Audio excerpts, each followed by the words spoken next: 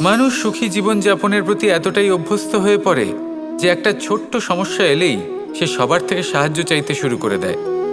সে সাহায্য লাভও করে এবং সেই সংকট থেকে সে বেরিয়েও আসে। কিন্তু এই সাহায্য কিছু মুহূর্তের, আর কিছু মুহূর্তের হলো এই দুঃখ। এই দুই মুহূর্তের সাহায্যের জন্য আজীবন আপনি তার কাছে ঋণী হয়ে থাকেন। আর মানবিকতার খাতিরে আপনার মনে কৃতজ্ঞতা জেগে ওঠে, আর সেই কৃতজ্ঞতা বোধ হলো যে আপনি কখনো সেই ব্যক্তিকে ছাপিয়ে যেতেই পারবেন না।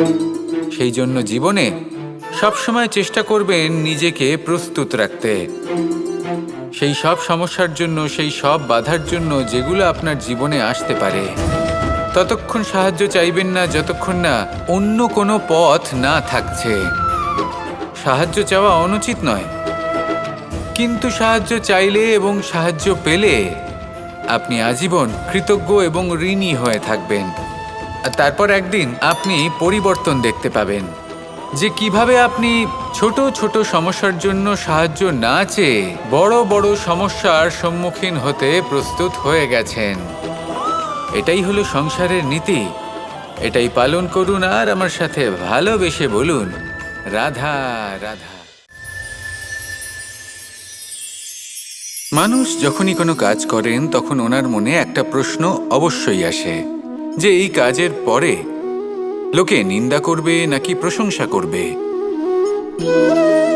এই বিষয়ে ভাবতে ভাবতে ওনারা এটা বুঝতে ভুলে যান যে নিন্দা এবং প্রশংসার বিষয় ভেবে ওনারা নিজেদের একাগ্রতা এবং সমর্পণ দুটোই হারিয়ে ফেলেন।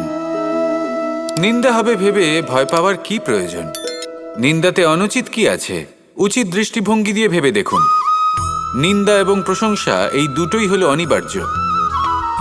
নিন্দা যখনই হয় তখন যে যাই বলুক না কেন আপনি একটা সুযোগ লাভ করেন, একটা সুযোগ নিজের ভুল বুঝতে পারার।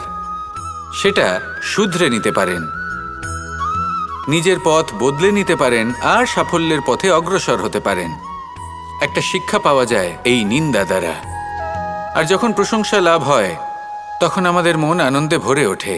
এই দুটোই অত্যন্ত প্রয়োজনীয়। সেই জন্য নিন্দা এবং প্রশংসার এই খেলায় জীবনের অঙ্কটা বদলে ফেলবেন না, সেটা অনুচিত হবে। কারণ জীবন না শুধু নিন্দার বিষয় আর না শুধু প্রশংসার। জীবন হলো আত্মিক সুখের বিষয়। যখন আপনি কোনো শ্রেষ্ঠ কাজ করেন আপনার মন আপনাকে বলে দেবে যে আজ আপনি কোনো শুভ কাজ করেছেন। সেটাই হলো আত্মিক সুখ, এটাই হলো জীবন।